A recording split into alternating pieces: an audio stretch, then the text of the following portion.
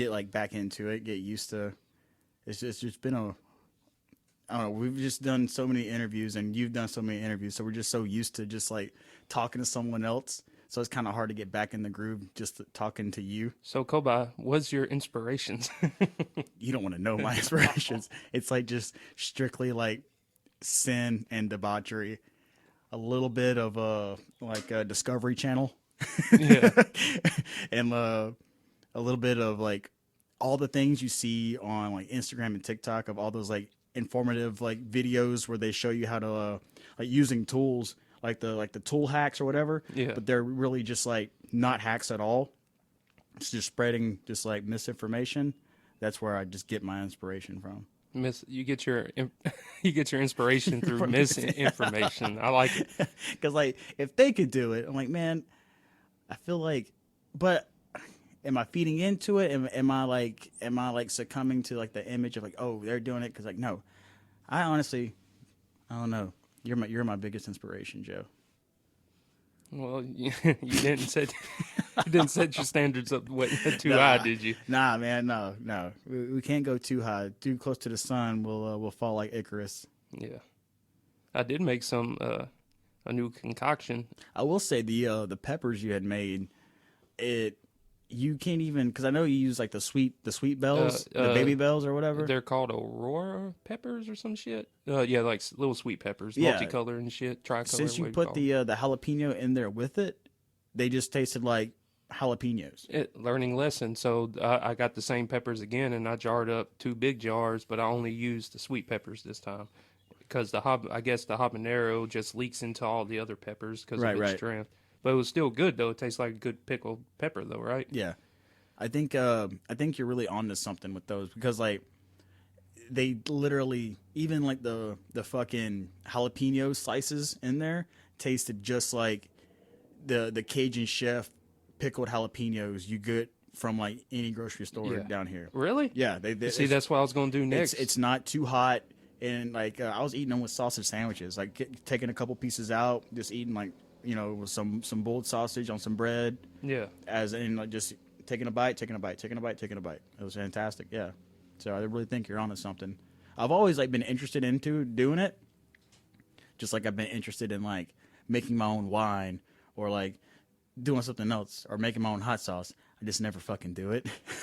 So I'm glad that I'm seeing that you're doing it and you're good at it. Well, the whole purpose is because last year I grew only a few pepper plants, and I couldn't give away fresh peppers fast enough. Right. They'd go bad.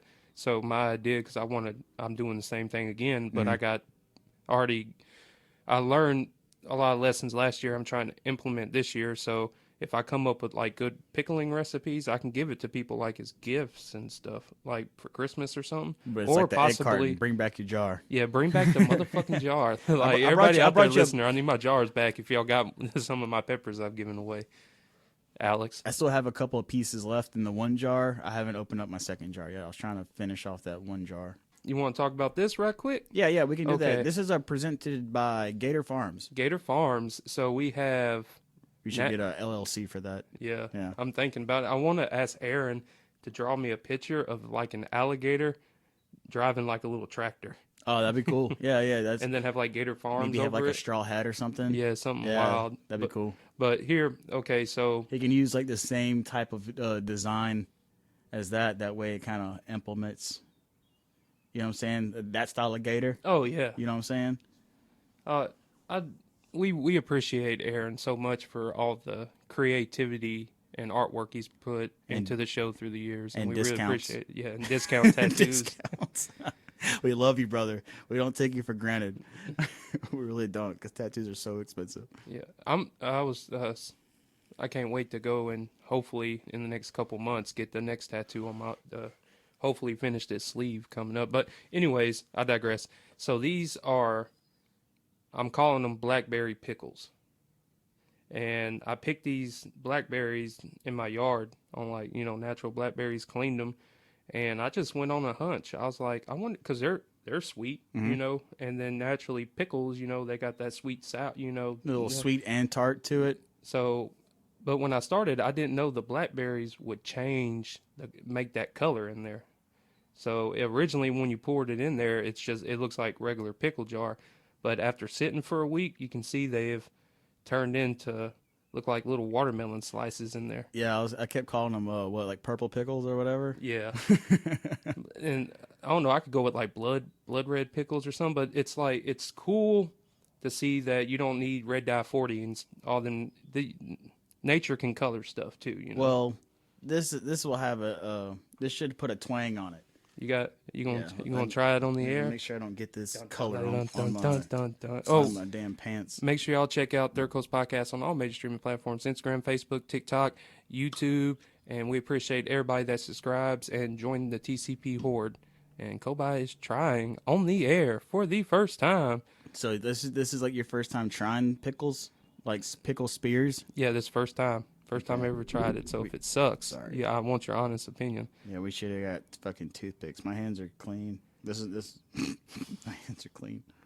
All right, that looks like a fucking mini water. That looks like a mini watermelon slice. It really does. Yeah. Oh shit. It definitely. It smells like you can have the cucumber smell to it, like the little melon smell.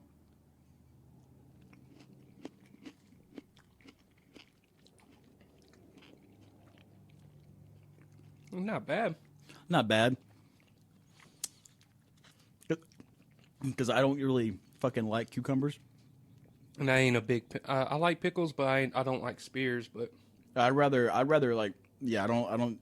I mean, at home if we do like fresh cucumbers with throw some vinegar, salt, pepper, maybe a little bit of like garlic powder in there.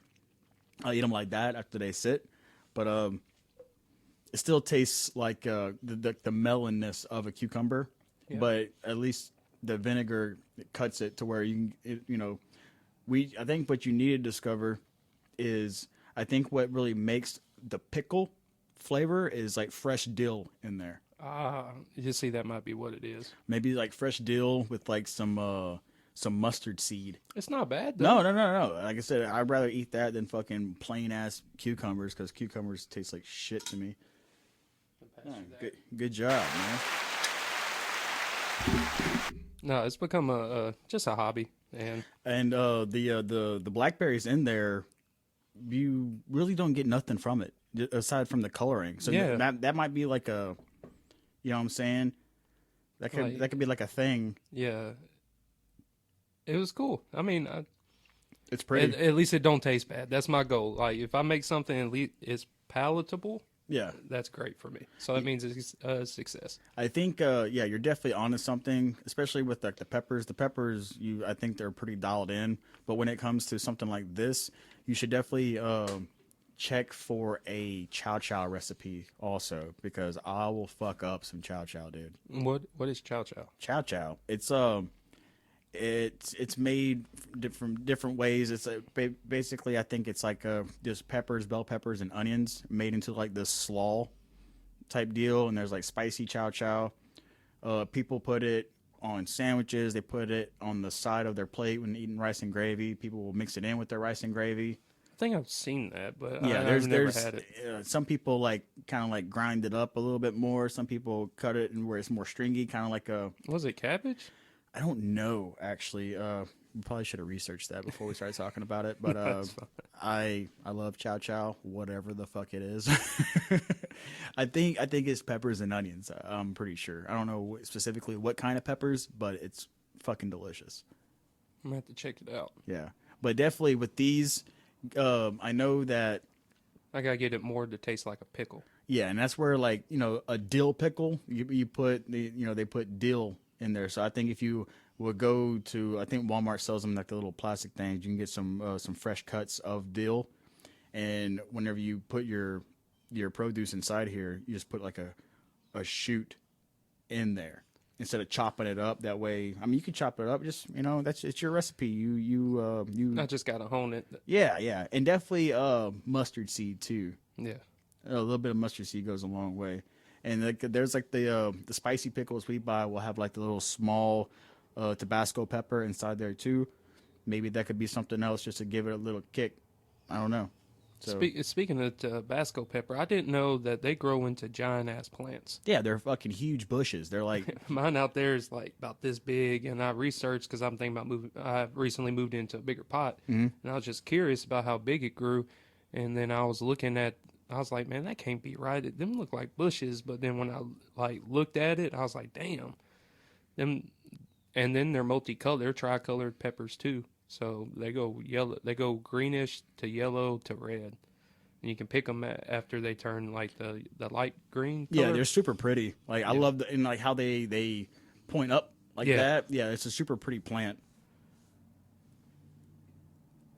Sorry, I gotta. You got a text? Yeah, you got business? Yeah, I'm going back to work tomorrow. Well, tomorrow night at some point, and I'm trying to getting a ride together. Yeah. It's like. Let's see, it did it again. So like, check. Oh, it cut you all the way off. I wonder why it's doing that. Check. Check. I lost you. All the way for some reason. Check. There we Check. Why is? I wonder why it's cutting. I'm gonna have to call Zane and man. ask him. I mean, it is. We have been using it for years. For a long time. Man, I don't know. Maybe it's just like triggering a channel or something. Yeah, something's going on. Check. Yeah, we got you back. Okay, let's roll. My bad. But yeah, it's like a love-hate thing with my schedule with work. You know, you stay at home for 4 weeks and you get so used to not doing a damn thing, and then finally when it's cutting time, I was like, damn, I really check. See, I'm losing you again. Yeah, it's out. Maybe switch channels. Say something. Check. I don't know. Maybe it was disconnected.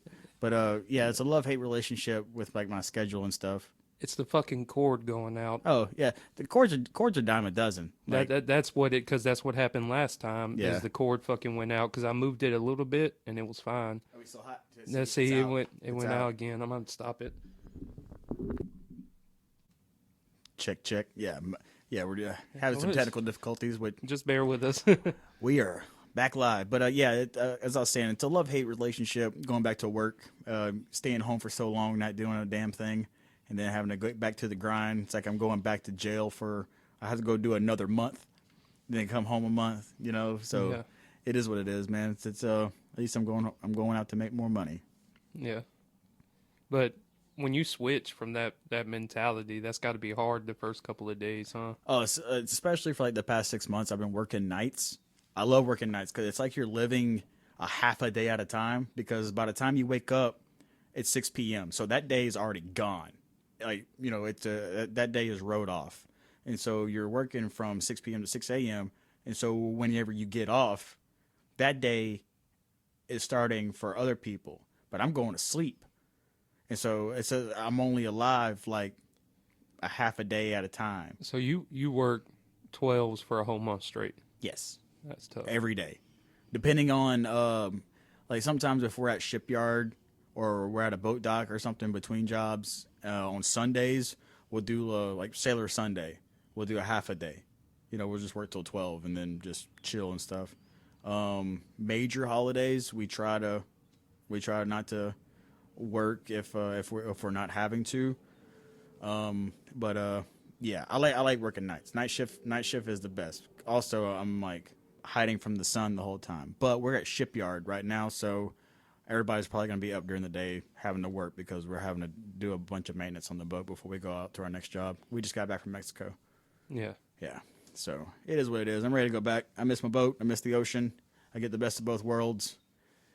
So I'm a miss springtime because I just got home with springtime, and I won't miss mosquitoes because mosquitoes are fucking bad this year. Oh yeah. And the rain we got last night ain't gonna help. I think there's more rain coming too, right? Tomorrow? Yeah, it's supposed to rain pretty much the whole fucking week. Yeah, the rain we got this morning was pretty hellacious, at least on my end. Which is crazy too, is because they canceled school for the kids, and I'm like, damn. They told us when we were kids to like huddle up in the hallway and tuck your you know. Oh yeah. You couldn't for tornadoes and stuff. Now it rains a little bit, and it's just like, oh, we got to cancel school. Yeah. And then that was like on Mondays, since I'm off on Mondays now, Mondays when the kids go to school, no one's on the internet. Yeah. So after I drop them off to school, I can get a couple of games of like Resurgence or Warzone in, and or like even play the zombies. And it's just because there's no lag on the internet because there ain't 6 billion fucking things hooked up to it.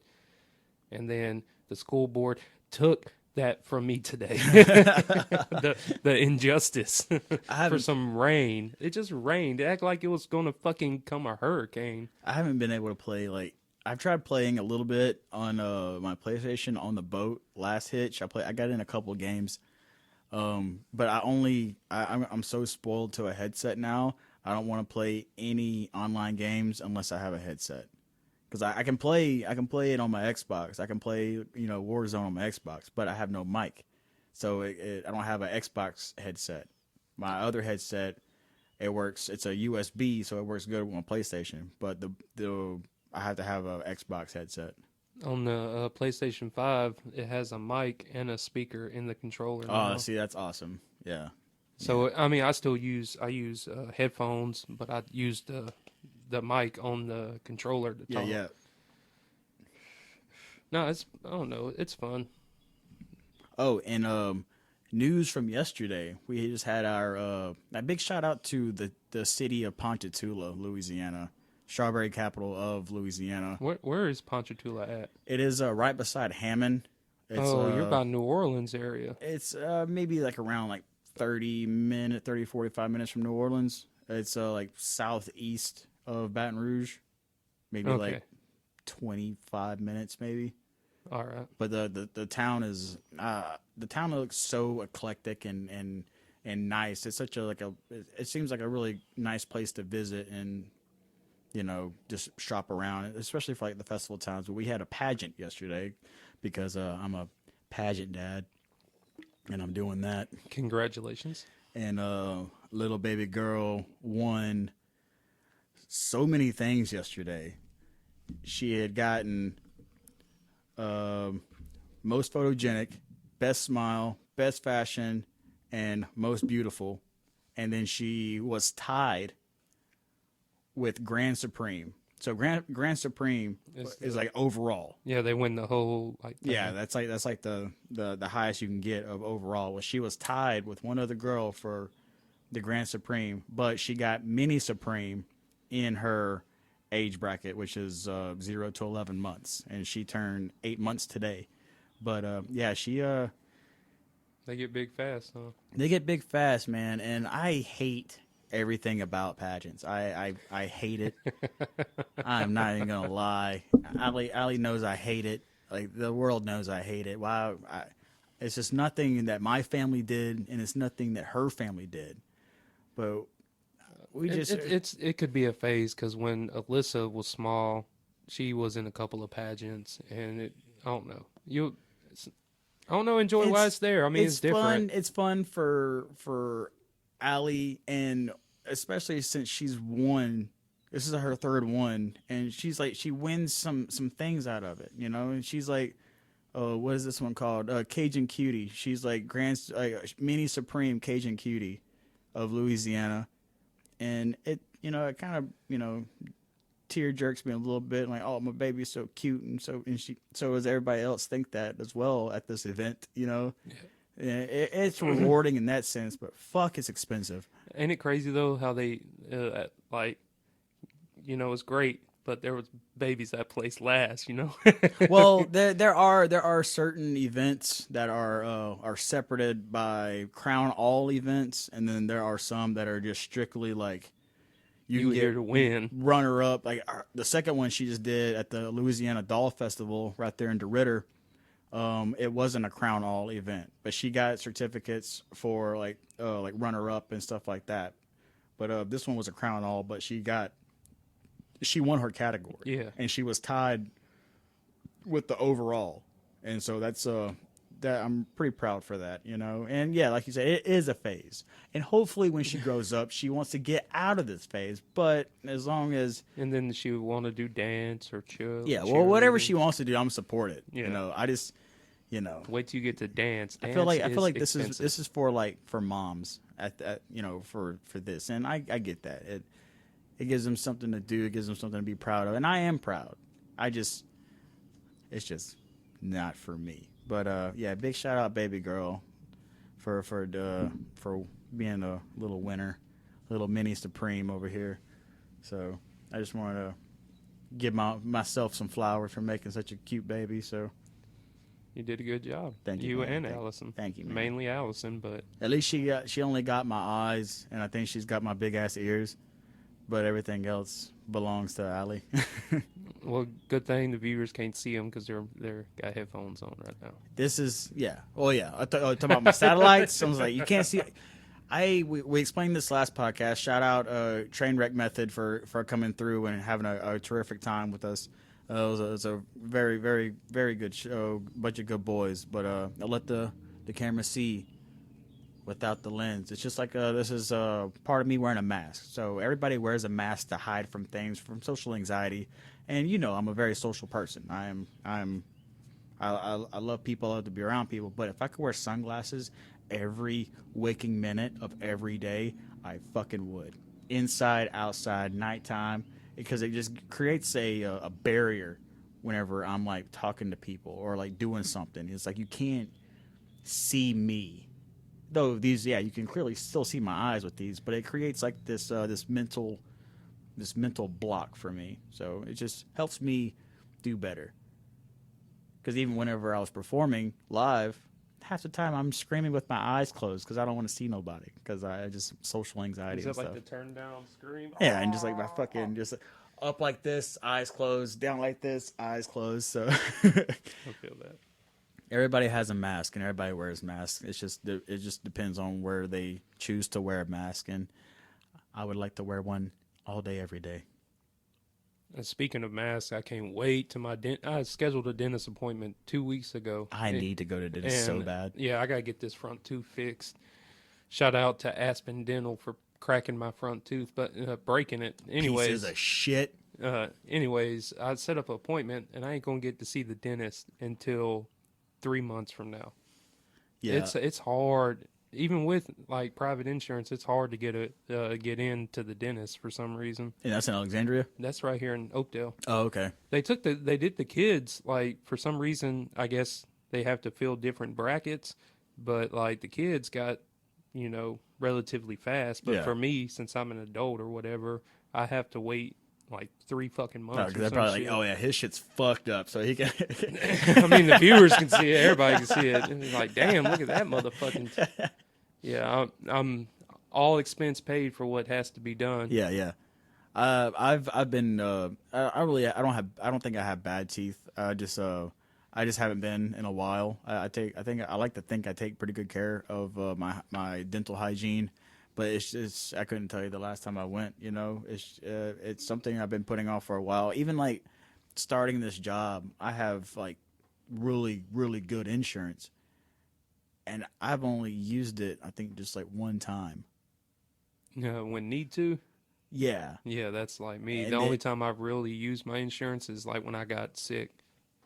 Twice in the last 4 fucking years. I don't know. I just don't like doctors' offices, and I don't like doing the whole thing. Like, yeah, I know it'd be more responsible for me to do it. And once I start doing it, it'll be like a continual process, but I still like being irresponsible, I gotta it's the only thing I have left of like my younger days is like, fuck it. The only good thing I can say about like having bad teeth is there's a good thing about having bad teeth. Yes. So I learned that I've been very strict on the kids about brushing their teeth since they've been little. Right. And Charles, Nicholas, and Alyssa went, and Charles and Nicholas have perfect teeth. They don't need braces. They don't have no cavities. No caps. No, nothing. All of their teeth have grown in perfect. The lady's like, they might need a slight alignment. In my head, I'm like, when they turn 18, if they want that slight alignment, they can get it. Yeah. They have no gap. The boys' teeth are perfect. Alyssa had a cavity on one of her baby teeth, and that was it. But they don't do, because Alyssa's under 10, so I have to bring her to Ellick or some shit. But, oh, shit. I want to tell everybody out there that hurricane season is nearly upon us. They have a disturbance that might come into the Gulf Did you see that already? A month early? And I'm headed there, baby. It's predicted to have we're going to have one of the worst hurricane seasons out there. I just advise everybody, if you have a generator that you ain't cranked up in a while, I just crank mine up to make sure it works. Check the oil. Check your spark plug. Yeah, make sure your generator's going. Make sure that if you got a little bit of extra money, instead of waiting to the last moment, get you, a couple cases of water, stuff to, hold you over for a couple of days, Also, if you've had gas in it from last year, there's a really good product. That fuel stabilizer bullshit. Yeah, but there's one called Stable. It's called like Staybill or whatever. Yeah, that one's really good too. I think I've seen that. Yeah, at Tractor Supply. Yeah, that one's pretty good to just run through your fuel system. It lubricates and it helps with like bad gas and shit like that. I do give Tractor Supply props because it's like the true redneck Walmart. Dude, I fuck with Tractor Supply hard. Me so too. hard that I went and got a credit card from those motherfuckers. They try to get me to get. Dude, I got one, and I used the fuck out of it. And I just paid that bitch off, and I'm back to using it again. I'm about to buy a fucking Cub Cadet zero turn on that motherfucker. But for those people who actively shop there, like people like us, download the app, because their online store, you can get anything online, either delivered to your house or delivered to the store. It's like free shipping if it gets shipped to the store, you just pick it up for free or whatever. But their online store is like 10 times, there's more shit on their online store that they don't even have in store. Like clothes, boots, tools, fucking all kind of stuff, man. Yeah, I like their jeans. We're not sponsored by Tractor Supply, but sponsor no, us, Tractor Supply. It's still a good place to shop, though. Yeah, no, I definitely fuck with Tractor Supply. I was in there 2 days ago. Bought a bunch of shit that I didn't fucking need. Bought a hummingbird feeder and almost bought like 200 foot of water hose.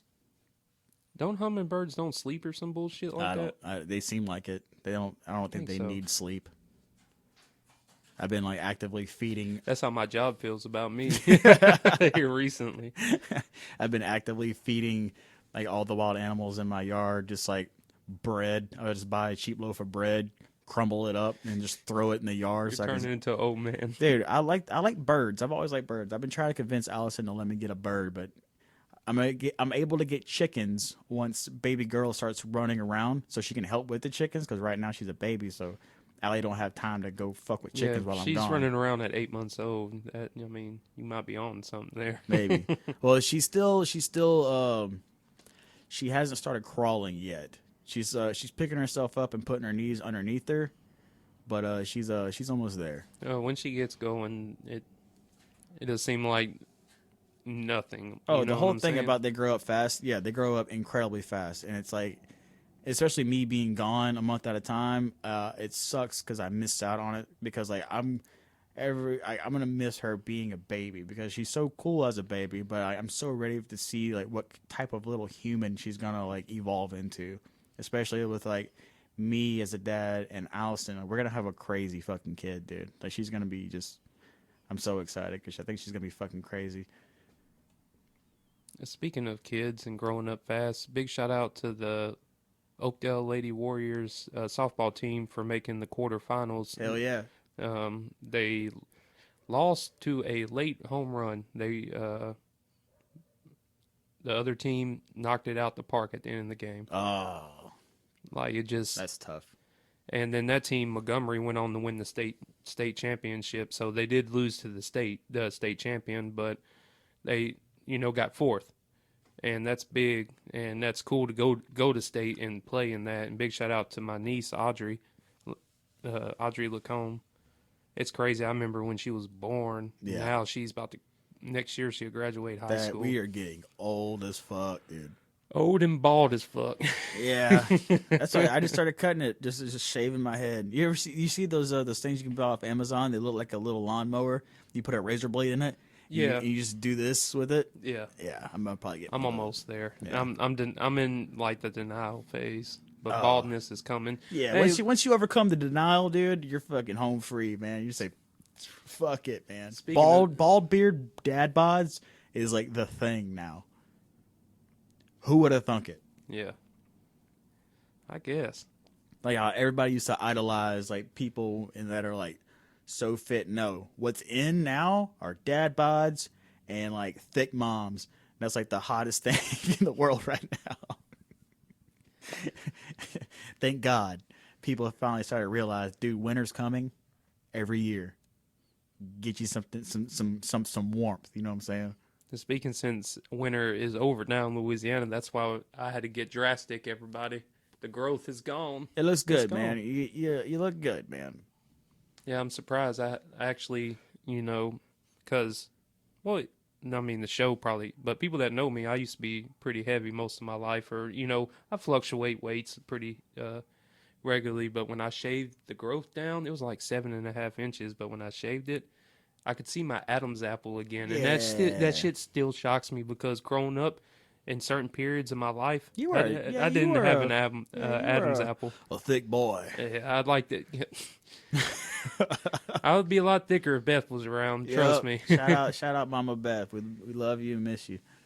Oh man, I remember. I could still taste her fucking. I miss them food. That's why that good cooking, dude. That fucking honey bun cake. Yeah, and like literally the best smothered liver and onion gravy I've ever had in my entire life. I was talking to my buddy Zach about that the other day, and he's like, "Man, I don't see how you eat that." I said, "Man, if someone makes liver gravy right, it's one of the best things you'll ever fucking eat." I never experienced any bad cooking in like your parents' house, especially like Papa Joe. Now, I know he throws down in there when he wants to show out and throw down. But Beth threw down every fucking time. It was just like effortless for her. She always had like the best fucking. You can't go there and not eat, because for one, she wouldn't let you, and two, you're not gonna just pass that shit up. No. Yeah, there's no way. No, there's no way, because a part of you would go over there and be like, I know there's something to eat in this motherfucker. Or you bring a plate. Bring a plate with you. Always. Speaking of food stuff, so. You may know this because you have like a culinary background, and so do I. But I feel like a fucking idiot for never knowing this. It's kind of like the whole like, what is it? What do they call green onions? All fancy? Huh? There's another name for green chives. No, chives are they don't have like the edible bulb, but green onions are called something else. I didn't write that down, but cilantro, right? Yeah. All right. Do you know about coriander? No.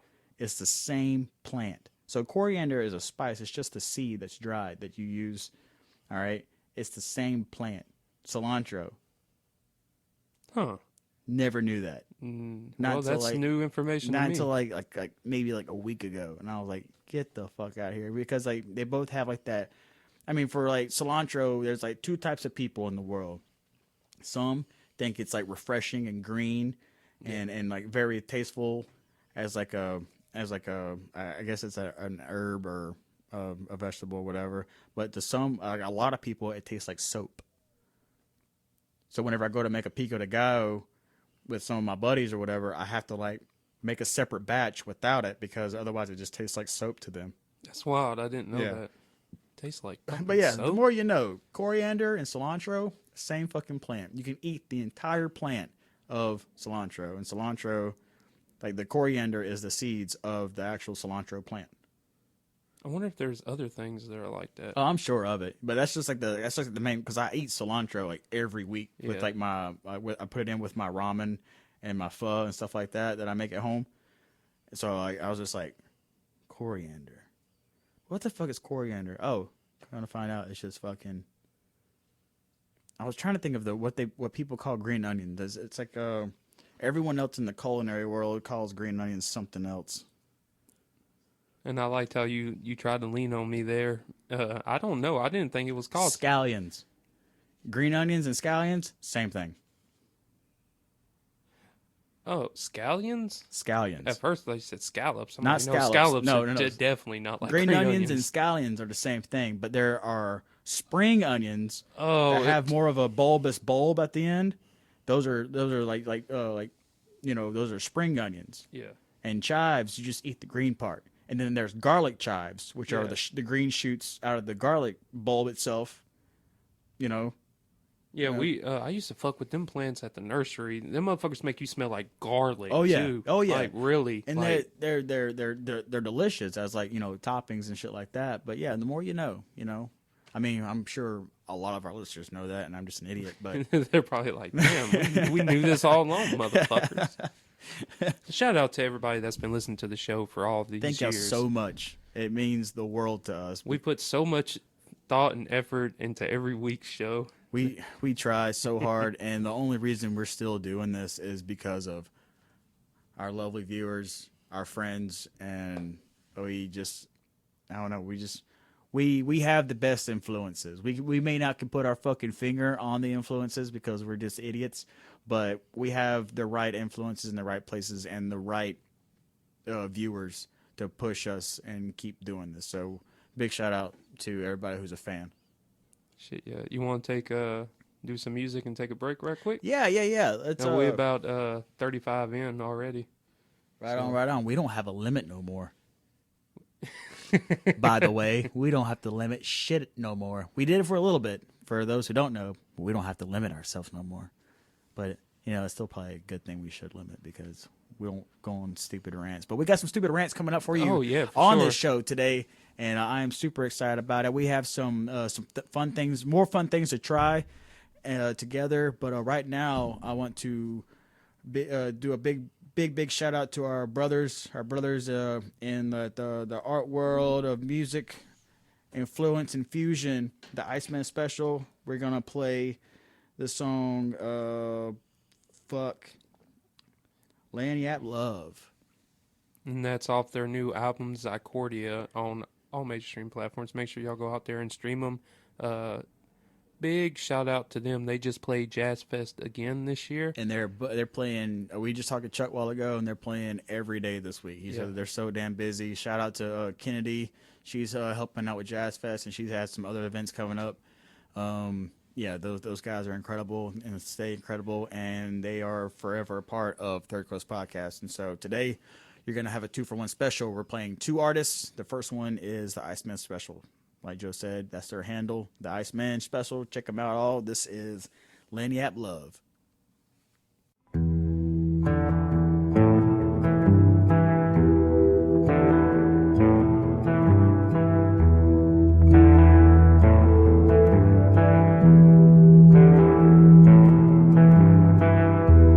Take us to the place, sex and love, yeah.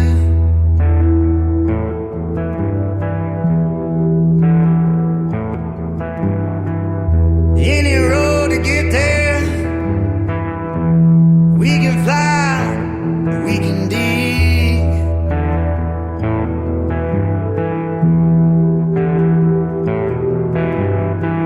No one has to say a word, never one can breathe.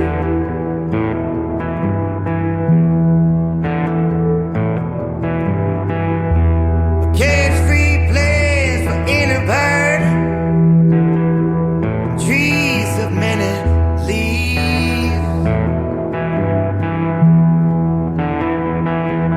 Lagniappe Love. People born with an accent.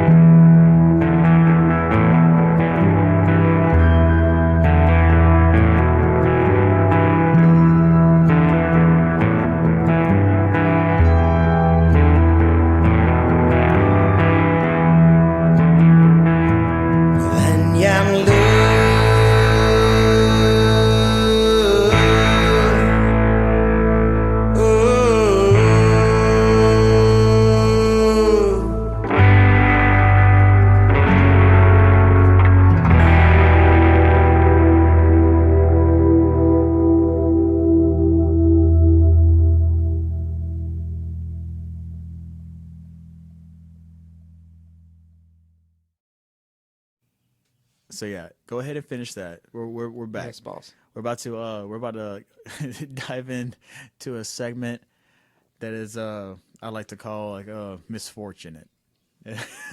So we're gonna have something that involves misfortune, and then something that's very fortunate. So I gotta look away too. Yeah. I don't want you to see what I'm doing because it's not. Okay, so Joe, tell me what is it?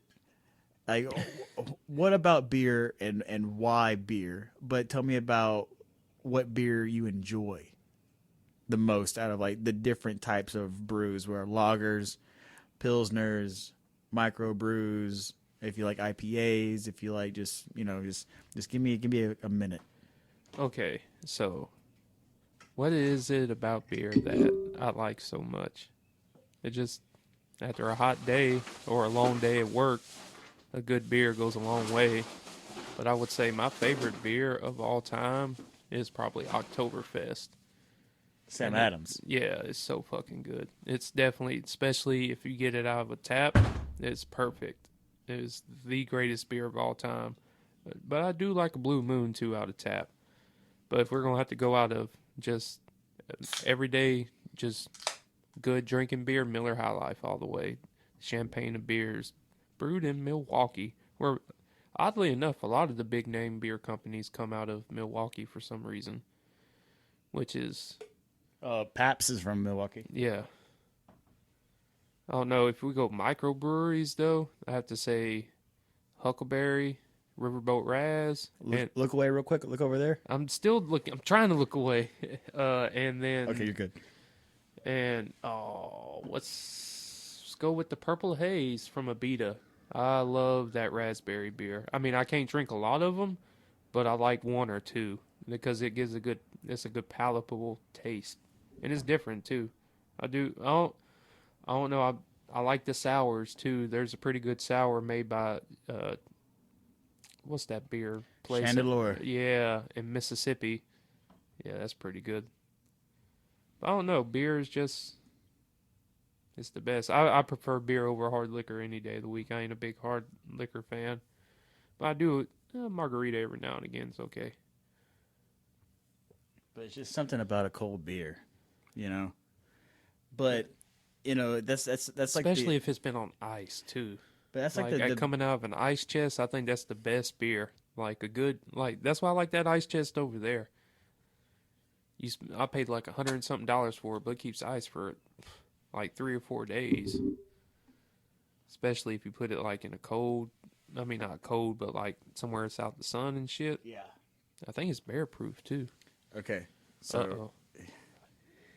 Why you made me look away? It looked like every other fucking beer I've ever saw in my fucking life. I thought it was gonna be something like deaf color, like a Guinness. Oh or no, something. no. This is a. So you made me look away. I for wouldn't this. even. No. It's definitely. Y'all see this, listeners? I It's just had to stare like I'm like in the distance, like I'm trying to do some metaphorical. This is talking. a beer that I have drank in the past. Not all. Hold on. Before you smell it or taste it, this is a beer that I leaned on for a little bit just due to financial situations. Oh God! So it's a strong beer. This beer, I did not buy this beer. This beer was bought for me out of a joke, and I'm like, I'm not drinking that. I'm gonna bring that to the fucking show to make you drink it with me. It is strong, but it's gonna. What are we talking about? Like 9, 10? No, it's not that heavy. No, 7? No. Because ain't it Still Reserve like a 8 or something? No, Still Reserve's like a 7. No, 5.9. Oh. Okay, so all right. What is this? Hold on. Cheers. Prost. Solanche.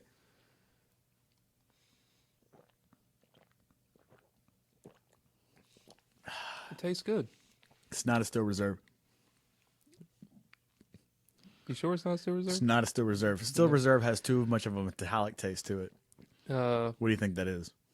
It's not. It's smooth as hell. Whatever. It's not bad, right? No. But it's not something that you. It's not your go-to. I used to drink the fuck out of this. Not only it was like bang for your buck and it was strong as fuck, but it doesn't taste terrible. It doesn't have like a. Is this fucking Bud Ice? No. Oh damn. Nah, keep going. You know what's beer out there. It's a domestic. It's from Milwaukee. Is this Milwaukee's best? Yeah. You bitch. Oh, no, I ain't drinking the rest of this. It might be the best in Milwaukee. Oh, man, I thought I was drinking something high-class shit, man. Nah, dude, you said it wasn't bad. You have it. The listener's seen it. It ain't bad. You said it wasn't bad. I had to figure, because when I tasted it, I said, you're saying it's strong, but I can't taste that it's strong. But what the fuck is it? And it doesn't taste like shit. Why the fuck are we? You made me drink my Miller Look, Lite. I told you I didn't buy this motherfucker. It was bought for me as a laugh, and I was like, I'm not drinking that motherfucker. I thought we've come up from this. Now I have something to make up for this, but you're not getting it until you finish that glass of beer. Ain't that about a bitch? Yeah, it's very good, and it's actually from your favorite brewery. Oh, really? Yeah, it's from Chandeleur out of Gulfport, Mississippi. I think it's a blend that you haven't had yet, actually, because I haven't had it yet. I thought you were talking about the Milwaukee's best. I was like, what? No, my bad. When do you think was the last time you actually drank a Milwaukee's best? Because this is. I mean, I to be honest, I can't tell you the time I ever drank one. Because this is way better than an old Milwaukee. No, they're the same price as Miller High Life, so why would I buy it when I know I like the Miller High Life? It's not a bad beer. It's just. I cannot believe you. This is, the world life is full of shockers. That I didn't think that I would be drinking Milwaukee's best on the show this afternoon. It's not that bad, but it's bad enough that I need to smoke a cigarette with it. And I haven't been smoking. I think I maybe smoked a pack of cigarettes this month since I've been home. But that motherfucker. Yeah, after you want to light one up. Yeah. Sure. After that, you kind of want to go mow the grass or something, or go fucking collect aluminum cans and. You want to collect pennies and nickels and stuff to down to the gas station. It actually kind of tastes like fucking pennies. It has a copper. I find that 211, and I still want to get a 211 tattoo on me. I've always said that just because it was there. In our childhood, back in the day, you drank 3 of the 12 ounces. Oh man, you were good. And now they have like the grape 211s and like the pineapple one or whatever. Then they have like a watermelon 211 and shit. That's like Four Loko. Oh shit! Speaking of Four Loko, I seen some young cats buying a Four Loko, and they're like, "We're just gonna get straight to the point." And they had like 2 cups of ice, and it was 2 of them, and I was like. I drank Four Loko. I remember those days. You know what I'm saying? Fuck what I put inside my body. Well, that was get turt. Let's see. Back in the day, was you at the apartment whenever? Whenever it was, I know for sure Dorian was there. I'm not sure if you were there. We love you, Dorian. Were you at the apartment whenever it was just us there, and we had like a bottle of Taka, a bottle of Hypnotic. Talking about the time your mom... My mom? Brenda was there too. Okay, so... That's the time Dorian went down the street that time, right? Oh, yeah. Yeah, Okay, so... That's when she walked in, and we had all the shit lined up. We're on top of the entertainment center. Like, we have trophies. Trophies of I don't even know how we got them. And she just walked into her because room we were like 16 and 17 years old. I don't even know how we even procured these bottles of alcohol. But my mom was going out of state to see her boyfriend at the time, and I was like, "Hey guys, let's get fucking twisted." You were cooking in the kitchen, yeah, and shit? Yeah. And then and so we were all like Joe said, we had them stacked up on top of the entertainment center. We still had like one of the box flat screen TV with the little TVs. Glass doors. On the side. Yeah. The Walmart exclusive entertainment center. But we had like 5 bottles of liquor.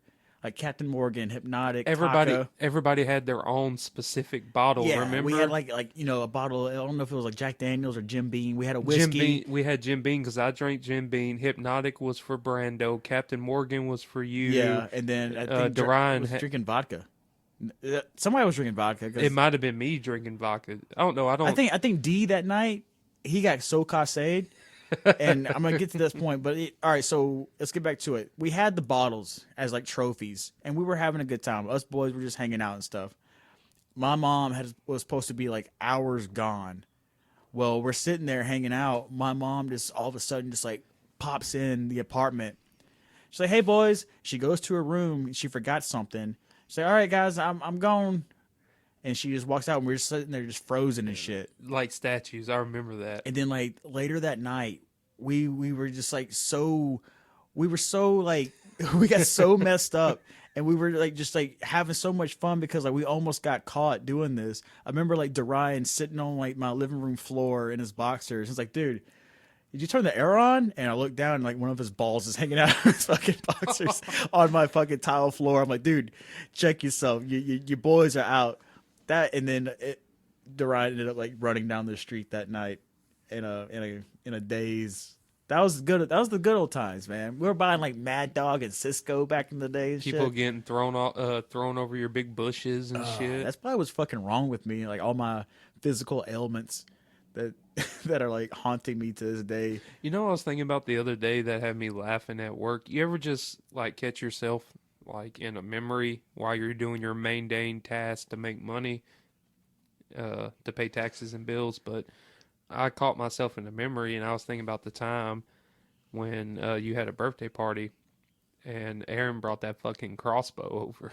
And shot Dylan in the ass. Yeah. Well, okay. So this crossbow was a handheld crossbow. It was like maybe the bow on it was like that wide, but it looked like a crossbow pistol. But we removed the head of the arrow, of the bolt. And so like the shaft of the bolt itself is like this. Didn't Dylan ask to be shot too? Well, yeah, because he's a fucking idiot. And I kind of like egged it on because he's a fucking idiot. And shout out Dylan, I love you, but that was dumb as fuck. And I have the picture of it somewhere, and it looks so bad. Yeah. But we removed the head of the crossbow bolt, and so the shaft of the bolt is just like this hollow metal tube, right? And he was maybe 10 yards away. Yeah, it was. And nasty. shot him in like the upper ass cheek, and it just embedded it into it. That was dumb. That was so bad. Speaking of dumb shit, the time we spent the night over at Pop's house, and Jeff was over there.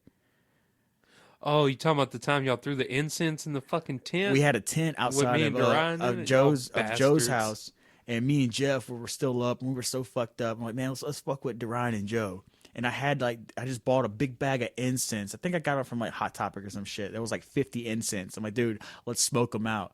And I would never do this today just because it's so fucked up to do. Yeah, y'all could have killed us. But we lit all of the incense and then only zipped open enough of the door to stick our hand through, then zipped it back to the wrist. So our wrist is just sticking in there with all this incense burning. Dude, I had never seen Dorian so mad at me because he couldn't breathe and he couldn't see. And I was like thinking back, like, that was really one of the worst things I did to one of my best friends is like, yeah, you could have fucking died from that. You know, I was in there too, bitch.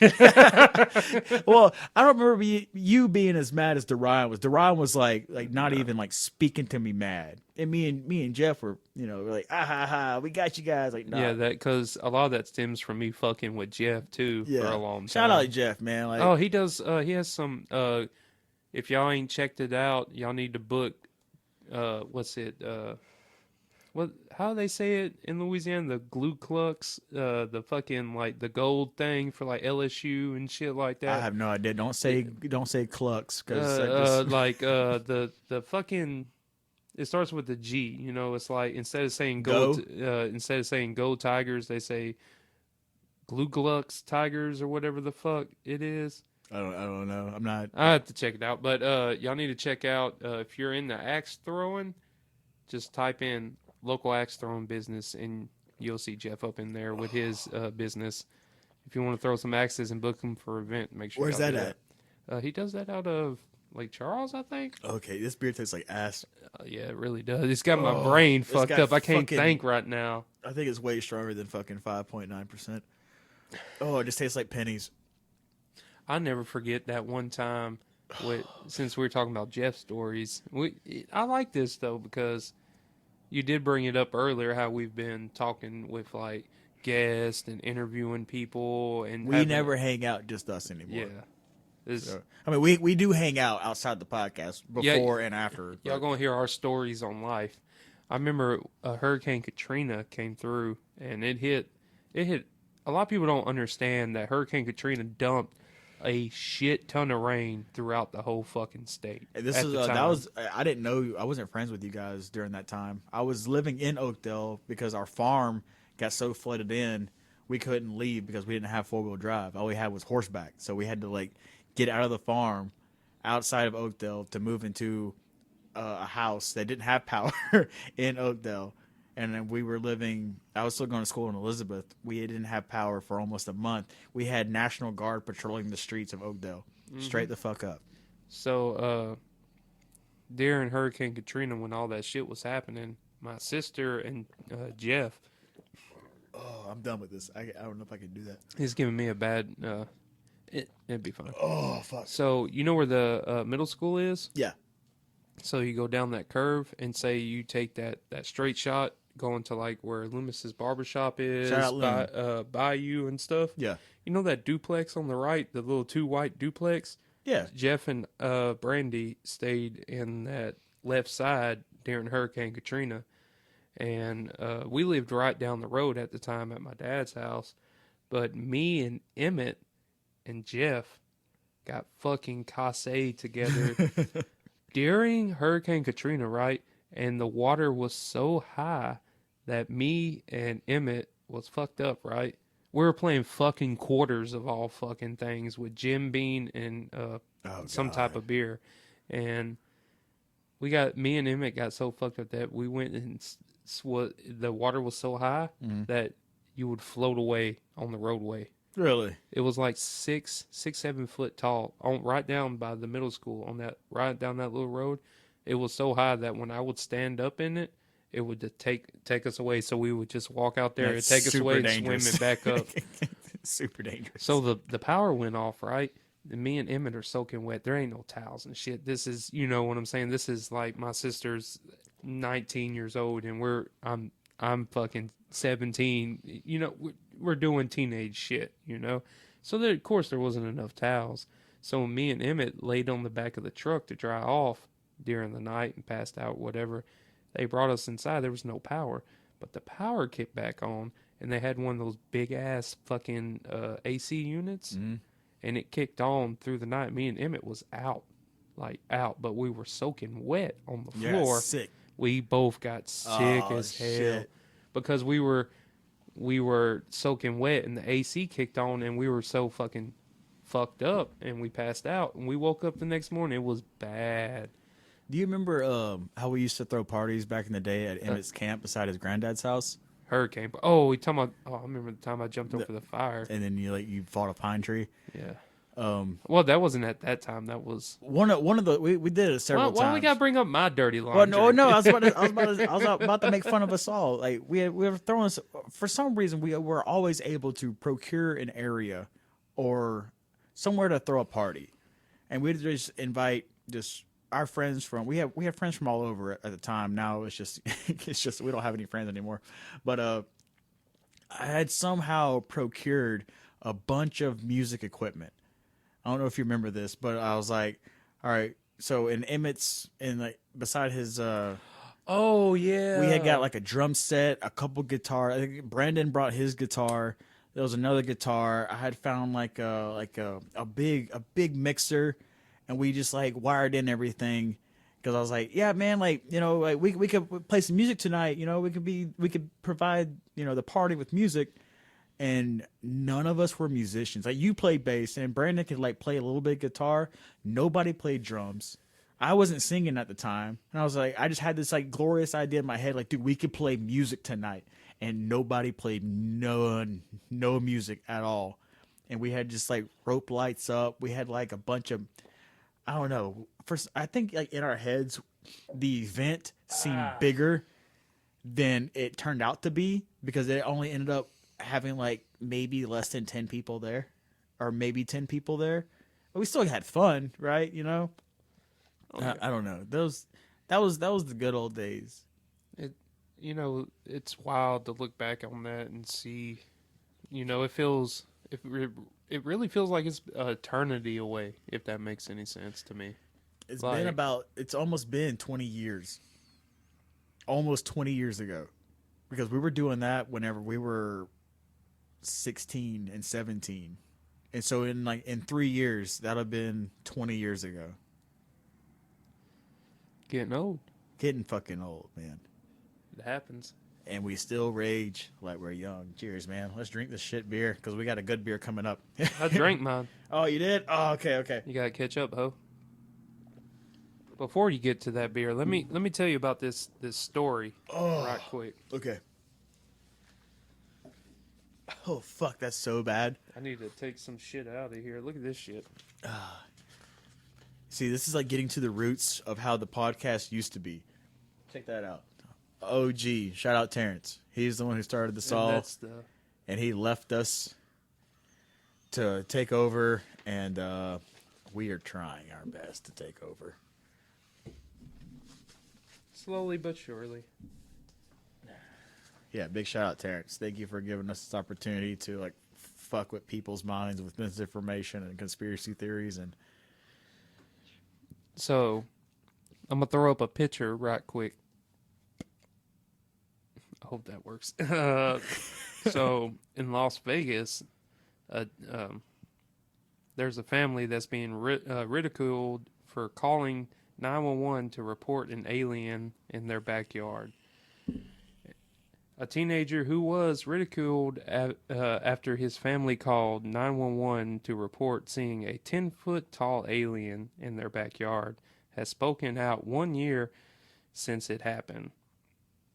Angela Kenmore, 17, claimed that he was with his family in the yard of their Las Vegas home on the night of April the 30th, 2023, when a bright light came crashing into the ground, and he saw a giant creature. Other witnesses also reported seeing a bright light, and it was captured on a police officer's fucking thing. Yeah, I remember seeing that video. The family called 911, blah, blah, blah. The dispatcher says, I swear to, this was a line, I swear to God, this is not no joke. This is actual. We are terrified.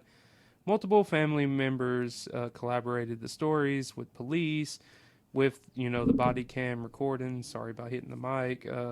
Said they saw a shooting star, and they could make out a very tall and slender creature between 8 and 10 foot tall.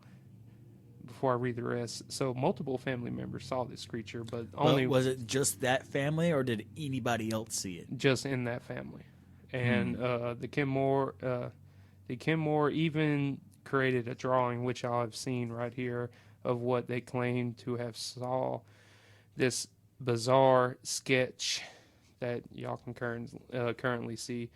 The family has been relentlessly mocked for their claims for the story that's brought UFO hunters to their home and forcing them to put a no trespassing sign on their property.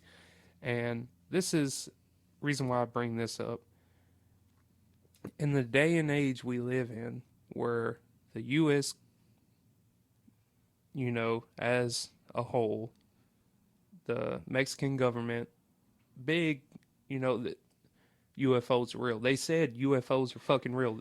And they're showing aliens. Yeah, but those turn out to be fake as fuck. Yeah, but they still. But even though you see the Mexican Congress and the alien, the mommies and stuff, but they've literally, every government has said that they have recorded UFOs, which is like aircraft that they can't identify. Right. So with that being said, even if those aliens that they are parading around are fake, what's to say if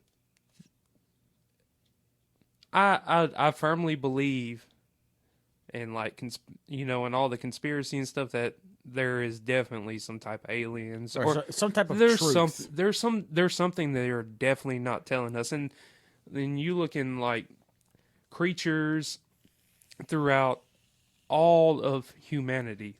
You know what I'm saying? These folklores, Loch Ness Monster, fucking Bigfoot and stuff. The shit ain't been popping up throughout human history for no fucking reason, so why can't this be legitimate? See, like my thing is like, so how it got caught on a body camera of an officer, right? And I remember seeing that little short clip and stuff. And then it's vague and it's, but like to call in a 911 call, that's just not like on a lark to do. Yeah. You know what I'm saying? Even like in households with like with problems, calling 911 is a really big fucking deal. Yeah. Okay, that's when shit's like really bad. You're scared for your health and safety. And then when you're saying like out of the blue, no other complaints, no priors, these are mentally stable people. Only that family has reported, but no one else in that neighborhood has. So the neighborhood reported seeing the lights, but not the actual creature. Gotcha. See, like, but the body cam footage showed a little bit of the lights and possibly some of the creature. But okay, check this out. So if where I live, my neighbors are kind of close, but not really close. Like I can't see nobody's houses. You have to like look through trees and shit, and you still can't see the houses. If I seen a light and I see a figure, I still don't think that I'm gonna call 911 unless I feel like it's like I'm in peril or it's imperative for me to do so. Like if I like. You have to be that scared to call 911. Yeah. And then our mindset, too, is like me. I'd be like trying to record it for YouTube. Well, you know well, what I'm look, saying? last like, night. That'd be a good clip for YouTube. All right. So, look, last night I stayed up till like 3 a.m. Trying to finally finish Game of Thrones, right? And I, sipped a little bit. And I'm sitting here. So my air conditioner cuts off, and I see my stick on my window blinds moving. I'm like, that has to be from the angle of the air conditioner, right? But me being the person I am, I'm gonna sit there and watch this motherfucker until it stops. And finally, like it had for some reason enough momentum to keep going back and forth for a couple minutes, right? And finally it stopped. Like, okay, that was the air conditioner. And then I seen a flash of light. Me knowing that there's a storm coming, I see a flashing light through my dining room blinds, and a part of me was like, oh, I storm out the front door with a fucking flashlight and a pistol on my hip, or do I investigate calmly? So I go up to the window, because it looked like somebody had an LED flashlight.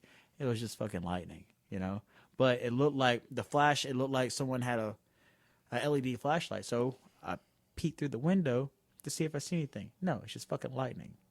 So it's like some people act on panic, and some people act like accordingly. You know what I'm saying? So you have to like make the decision to where like,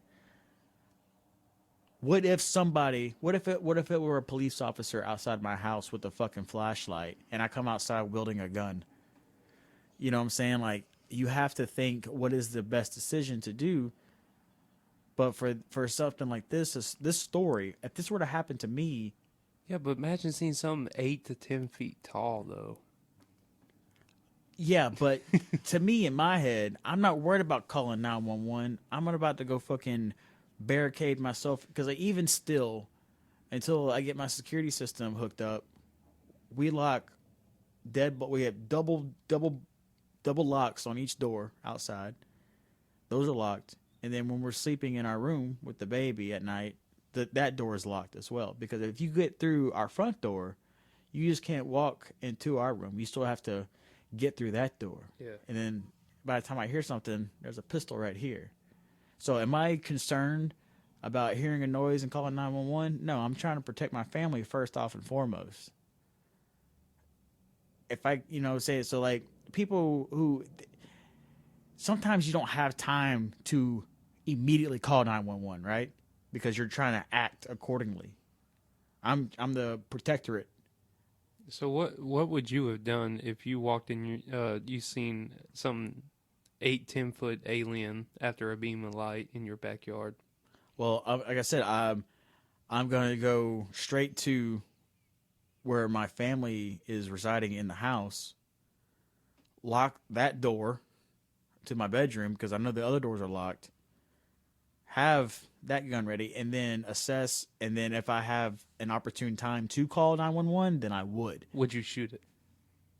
If not if I don't feel like I'm in danger. No, you because like with gun safety, you don't pull the trigger if you want to. You only pull the trigger if you have to. Yep. Only pull the trigger. You know, you only point your weapon at something you are designated to want to kill. Yeah, I'm not. I don't know. And it's just maybe within circumstances is that whatever. But if I seen something, right, I don't really want to tell everybody about it because I don't want to seem crazy. Now, if I come to you personally, I'm like, Joe. So you can come to me and be like, hey, am I crazy? Yeah, but listen though, if you came to me, not over a phone call, maybe a phone call. Like, look, dude, if I tell you I seen something, if I call you at any random time, and I tell you, dude, I just saw something, I hope that you believe me because I'm calling you out of confidence. I got a story for you that you might like, actually. Okay. This is on the paranormal side, but this is something that truly happened. Okay, you remember we lived down the road at we rented that house when I was with living with my dad in high school, Reed Gordon's house.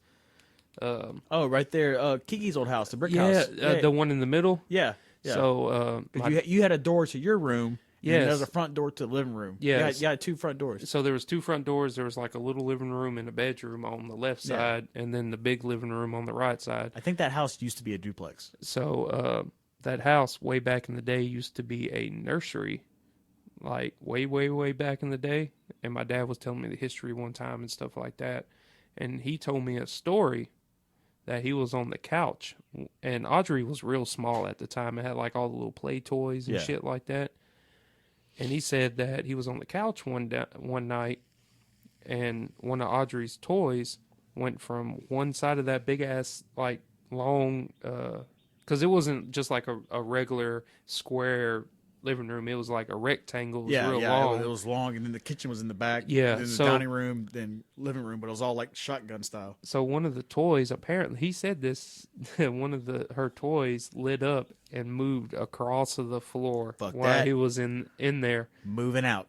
And he said that it moved all the way to the couch, and then it just went in reverse with all the lights and went right back to its original spot across the living room. And I'd swear to you, when he told me that story, I only slept by that front door for like 6 months. This is right before I went to the Army, too. I'm telling you, because that house felt... You ever lived somewhere or been somewhere that it just feels weird? That was one of them places. Well, I currently feel that way about my new house, though I got like confirmation that the previous owner didn't pass away there. But there's been several nights where I was at the house by myself, and I tried to sleep in our bedroom by myself. I don't like it, so I'll go sleep in the living room. You know what I'm saying? I just feel uncomfortable. And I mean, I am not a big believer, but I've seen enough shit to where like it makes me like I've been like scared of the dark since I was a little kid, just because I had like night terrors and shit like that or whatever.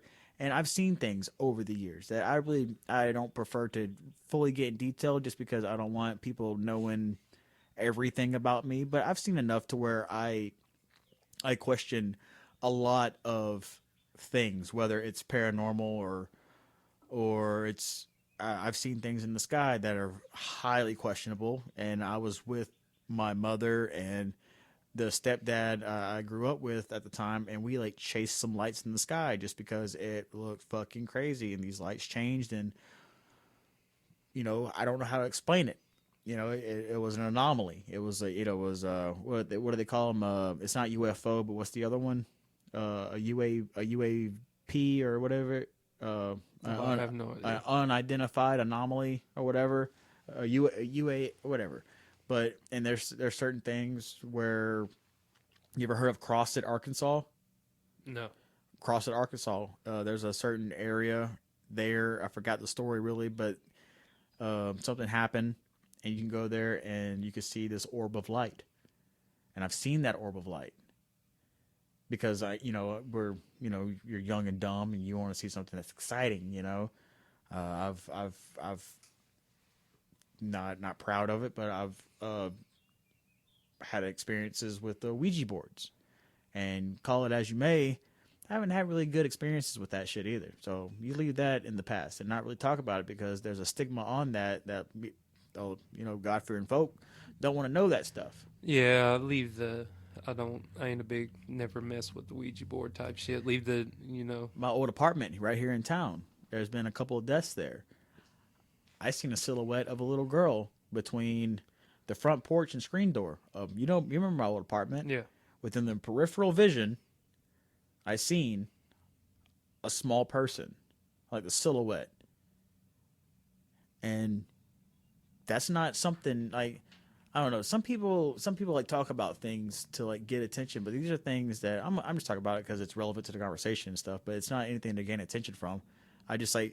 I've seen stuff that's questionable. Yeah. But do I give it merit? I give it enough merit to my mind because I know I saw it. But I'm not going to try to convince you about what I've seen because I know what I saw. I don't need your affirmation because I know what the fuck I've seen. I've seen orbs on the side of the fucking highway. We've seen my stepdad I was talking about that was married to my mom most of my life. We used to do paper route runs. So the Alexandria Town Talk, you go to downtown to the main distribution center of where they print out the newspapers. Yeah. You pick up thousands of newspapers and you go drop them off at stores and stuff. Well, we used to travel up to Winfield, and there's a series of bridges going towards Winfield on Highway 165 North. There's these 3 bridges. One night, we seen like a fucking 7-foot fucking like figure. Large. Not like extraterrestrial figure. And we're talking like Sasquatch looking, like a large something. But not enough detail to, yeah. You know what I'm saying? We see these things. And I've heard stories growing up, which fucking terrified the fuck out of me about the dark from my elders talking about things that they've experienced throughout, their childhood. I'm like,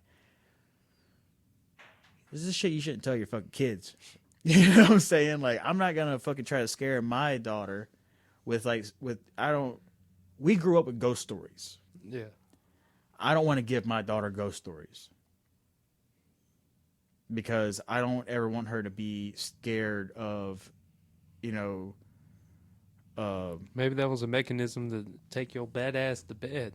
Or, the Rougaroo's going to eat your ass if you stay up too late. Dude, even still to this day. It's 7:30, go to bed. Even still to this day, even if I'm in bed with my woman, there's still a light inside my room. I don't sleep in pitch dark.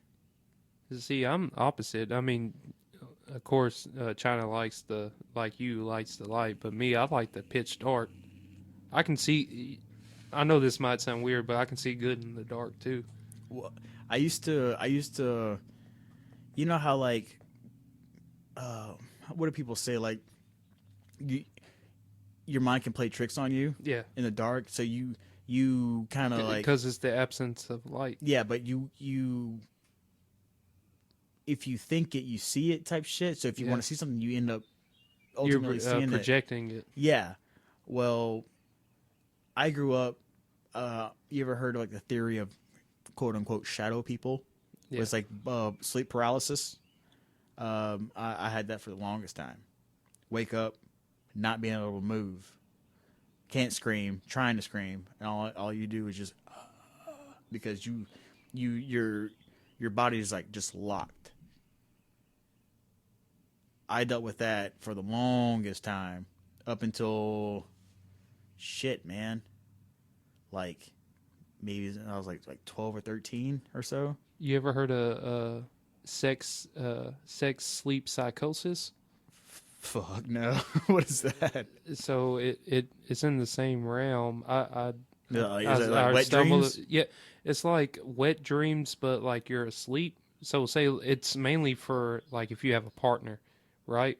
And they say it's like when a certain partner gets sex deprived, and they're really like, basically you're really fucking horny, and instead of like you just having wet dreams, you are literally trying to have sex with your partner at night, even though you're asleep. Huh. Well, how does that relate to me having fucking I'm a just mental saying. breakdown over here? I was trying to. But no, you know what I'm saying? It's weird how the sleeping brain works. Oh, too. that's one thing. Like the one like mechanism that still is like unmapped is the brain and the dream sequence. Yes. But they started like working on that through MRIs, and so they can like, by showing images of certain things. You showed me, they'll set up like a series of pictures. There's just like a horse, a light bulb, a building, a meadow. And so with all these wires on your head, it shows your brain activity. And so they can kind of like, match your activity visually. It's crazy how your brain's always working. And so like they did a couple of tests where like they visually synced in all these images so they can like make a mock-up of a dream sequence in like a not so much detailed as we see detailed stuff like this, but it's like, it's kind of like an oil painting drawing. You can get an idea of grasp of what you're seeing in your subconscious while you're dreaming and stuff like that. This is like what was the thing of Star Trek? What did they used to say? The last unknown. What did they used to say? The frontier. The last frontier. This is the last frontier. This is what people like between your mind, spirituality, paranormal. Those three. There's so much more in common with those three things than we give it merit, because it is the most unexplained thing. But the ocean also, because the ocean is only that in space. All right, so we got 5 things here. So like, but they all like correlate in like these mass abyss of untouched, just like knowledge. Like we know so little about those little things right here, and to me, inside here, if we can like work on this, it can connect us to the next thing. Like help us understand the negative energy between people, and maybe that what can like coalesce with like the activity we have with paranormal activity. Maybe there's some like inkling there between each of these subjects. You see what I'm saying? Maybe there's a little more there with our because like when we read about our ancestries and heritage of different cultures and stuff like that, they were so fucking connected to like their gods, their beliefs, spirituality, and like psychedelics and shit like that. You know what I'm saying? Nature too. Yeah, like maybe the less is more factor. Maybe they got more out of it because they had less to worry about and more to focus on because there was less distraction. So maybe we can't give merit to things like extraterrestrial and paranormal because we're already filled up. We're like a jar. Yeah, we don't know what to fucking believe. The fucking internet has ruined society, in my opinion, because the internet was like created for like a knowledge-based system from. Then that's where I feel like everybody should have a crossroad, because what is true and what's not true is the ultimate question, because you can look at religions. This is what men told you to believe. Yeah. Men wrote that down. Yeah. You know what I'm saying? And then you look back, you can look at Zeus and Hades and all the different things, and that's cool. Yeah. I gotta praise this God, but you wrote me the instructions to praise this person. That's how I've always looked at it. But I just think like people are always especially with like the influence we have on today's society, everybody wants to be like, hey, look at me, or hey, listen to me, hey, believe me. No, only thing I want out of anything is like, let me understand. Like, I don't need you to hear me, because like I said, the things I just said, I've only like a handful of people have known, and maybe it's just me opening up about it or whatever. But I'm not gonna try to make you believe anything. I just maybe want to understand. I don't need you to believe me because I don't need nothing out of it. I just need to understand, like, what the fuck was this? What the fuck was that? Yeah. And some people, they can't get a grasp on like they need someone to believe them. I don't need nobody to believe me. I know what I believe. I know what I've seen. I know what I witnessed. That's not the issue. The fucked up part is like I can't comprehend why or what it is. A lot of people are just like, no, this is, yeah, I saw, a 10-foot being and shit. I'm like, I saw something. I don't know what it was, but I'm not going to try to make it out like I'm lying to you, 'cause I know what I saw. Yeah. People are so afraid of just like, what is it? Not neglect, but just maybe that is what they're scared of, is just like people not believing them. Like, I don't need that. I just want to know what it was I saw. I don't need you to believe me. I just want to know what the fuck was that. And that's why I kind of like, there for the longest time in like my 20s, I was like kind of soul searching for something, like something with more meaning in like a spiritual way. And I think I kind of found it, and that could be a podcast or a conversation between you and I. And I think we've already had this conversation, but like, I don't need recognition. I need like understanding, because that's the only thing that makes sense to me with like the process of knowing and this and that. Like, I don't. And see, that's what they're looking for. Exactly what you're talking about. They know what they fucking saw, and they're just looking for answers, and the only thing they're getting is ridiculed and fucking everybody, hey, I'm at this site. It's a double-edged sword, man, because like, that's what I say, like, in a circumstance like that, people all day would be like, oh, dude, no, this is what I would do. This is, just like I just did a while ago. This is what I would do. I would do it this way, because I'm gonna say that because it makes sense to me. But you don't know how I've been robbed at gunpoint. People have been like, oh, I wouldn't let that happen. I'm like, you can't say that because you wasn't there. You didn't, you know what I'm saying? You don't know how it went down. Yeah, everybody tough until they have a fucking gun pointed at them. Exactly. Like, no one knows how to handle a situation until a situation happens. Yeah, exactly. And up here, everything's fucking hunky-dory. Oh, yeah, you think you're a superhero until that shit happens. Everything's fucking planned out. Like, nah. Nah, getting robbed ain't no fucking fun joke. No, it's not. It isn't. Or getting punched in the side of the head, then getting robbed. And that's why, like, to our listeners, I am a big proponent of gun safety and gun having. Know how to use and know when not to use. Just because you have it doesn't mean you have to use it.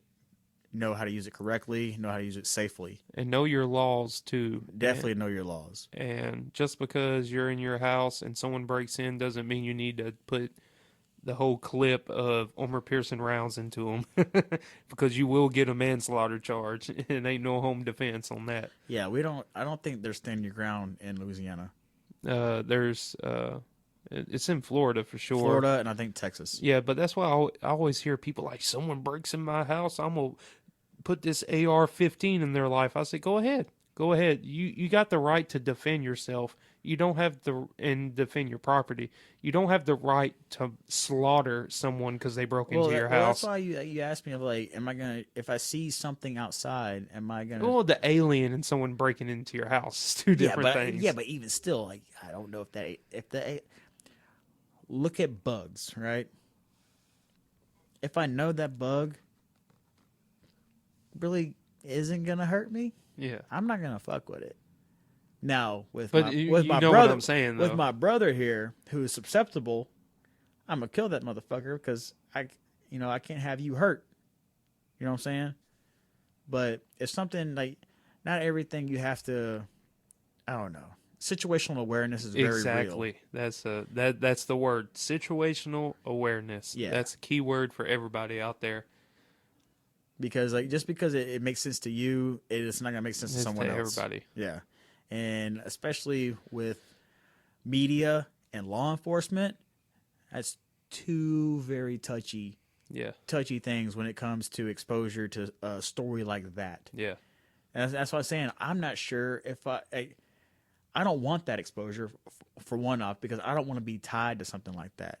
Now, if I was scared enough and I felt compelled and with no choice, of course, if I feel scared for my life or for my family's life, that's why 911 is there. But if I just seem like, because I'm a very open-minded person, I believe in happenstance. If I in the country, like out in the country where I live, and I see a light, and I happen to see a figure, guess what? I'm gonna stay as fucking still as possible beside the people I want to protect with my finger very close, and I don't even want to breathe. I'm just gonna let that shit go until sunlight, and then I'm gonna call Joe. Hey man, guess what happened last night? What what's funny? What happens if like this story was reversed a little bit and the drawing was like Thor coming from like the Bifrost or something down? I didn't know. Hey, that is a valid point. But also, I'm a type of person that I can be a very vain person. Yeah. I don't want that's speaking out about experiences can have a lot of negative impact on you. Yeah. Yeah, but your experience is what makes you though too. Yeah. I mean, yes, you are very right. But that's why like the things I said earlier is like these things they're not important to me for you to know. They're important for me to be like to question reality as a whole because I don't know what the fuck is real. So like, but in these certain situations, you know. Yeah. And thankfully that I'm not burdened by any of these worries currently. But yeah, there's just shit that has helped me become who I am now to help me evaluate and to be a realist in certain aspects. But I'm not looking for recognition. Yeah. Because I am searching for the knowledge of understanding that thing, but not actively. It's just like watching my thing move. Is it gonna stop? Because if it don't stop, then we got problems. Well, we need to take a break because this Milwaukee Best just hit my lower body. Hell yeah.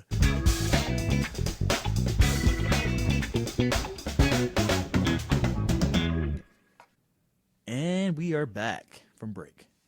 Again. Yeah. This is a good one. It is nice to touch on certain things that it's hard to really get to personal ideas and ideals about things in life whenever we have guests. So this is good for us, you know, to bring the podcast back to where how the podcast was brought up. You know, there was a lot of this on previous the initial episodes, and you can subscribe to that for $1 on Spotify, right? Yeah. So we're gonna stray away from some super serious and personal matters, and I owe Joe a beer because yes. I really disappointed him with that Milwaukee's Best, and so this is from his favorite brewery and probably one of my top 5. I would say one of my top 5 breweries. What in Gulfport? Yeah. So An ale brewed with raspberries and natural flavors. Oh yeah, shit yeah. Oh, it's a sour. Hey, I like the artwork on this. You can definitely tell that it is a Chandelure brew because they just have like a specific type of brewing. This will make a good sticker too for the box. You can peel it off. That's what I love about microbreweries. You can peel off the labels, and it makes a good sticker. I don't know what it is about how they glue it onto that aluminum. Yeah. This is a bit different. Oh, you can pour it in a glass? Hey, you could actually pour it in their custom glass right there that I got from their brewery. That I just like fucking ruined with a Milwaukee's best. Yeah, you really did. You pour that shit out of there. While we do this, I got some conspiracy theories that I ran across that blew my mind, and everybody knows that one of the key foundation roots of Third Coast is we like to talk conspiracy monsters and all different ideas. So this first one, Earth has been sucked into a black hole. The European Organization for Nuclear Research, CERN, is the heart of a lot of crazy conspiracy theories, including the belief when CERN discovered the Higgs boson, aka the gold particle, in 2012, it overtly created a black hole and the Earth was sucked into it. These believers think that the world ended in 2012, but we haven't realized it yet. No. That's crazy. Like, so 12 years ago, they believed that the world got sucked into a black hole and we just ain't realized that because time, space, and the way shit moves. There's still like the hollow earth theory. Yeah, that's on there too. Yeah, there's theories of how we're riding on a tortoise's back. And it just, I don't know. Hey, the Earth is hollow. Hey, the people who believe these things, I'm not. I believe in whatever you want to believe. I don't give a shit. I believe the Earth's deeper than what they think it is for sure. I think I honestly believe that the Earth is bigger than what they project it to be. Well, size-wise. They have a measurement of like the Earth as a mass. Yeah. But there was something I can't put my finger on it, but there was something recently that I was told about drilling. They had went so far, and in other places on Earth, it had became too hot for them to drill further. And so they had to, ultimately stop. But in these other areas where they had like went down, they had went further further than any time before. And it was like way further. And at this point, it's supposed to be a melting point because of the core, the mantle, and all those other things. Yeah. So I think with mathematics, the diameter of Earth mass itself, yeah, it's there. But I think there's certain points inside we can go further, and certain points we can't just because of, I don't know. Who knows? We're not fucking scientists. We didn't go to college. Yeah, the conspiracy world is fucking wild. I love it. I love a good conspiracy, man. So Disney created Frozen as a distraction. People have long discussed the conspiracy that Walt Disney used cyberogenics technologies to freeze himself when he died, even though the Disney family, says that's false. However, a new theory is that Walt Disney Company created Frozen as a way to hack Google search algorithm and distract consumers from disinformation about the late Walt Disney's possible Frozen procedure. Okay, that's a new one on me. I haven't. That's heard what I'm that saying. one. Like some of these, we just discussed the Hollow Earth one. I got one for you. I got one for you off the top of my dome.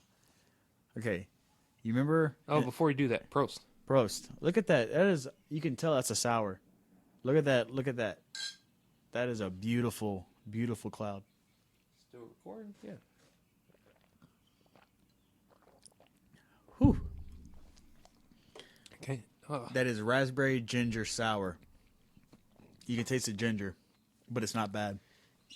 The raspberry's strong in it. Yeah, that's Oh, there goes the ginger. Yeah, the ginger's more of a. I won't say a bite, but it's there.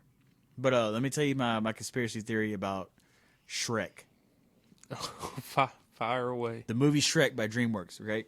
So, the donkey played by Eddie Murphy, right? So there's a scene right in the beginning where they're all in that encampment and all of these characters are locked up. You know, you see the Pinocchio, you see like the dwarves and shit or whatever, right? Yeah. You ever heard the conspiracy theory about Donkey? The donkey? Yeah. No. So in the story of Pinocchio,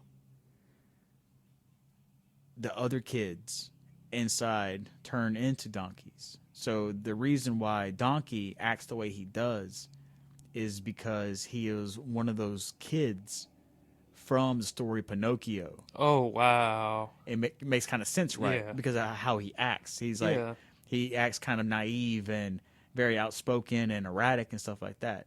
So there's a theory that Donkey is of the Pinocchio storyline from the original.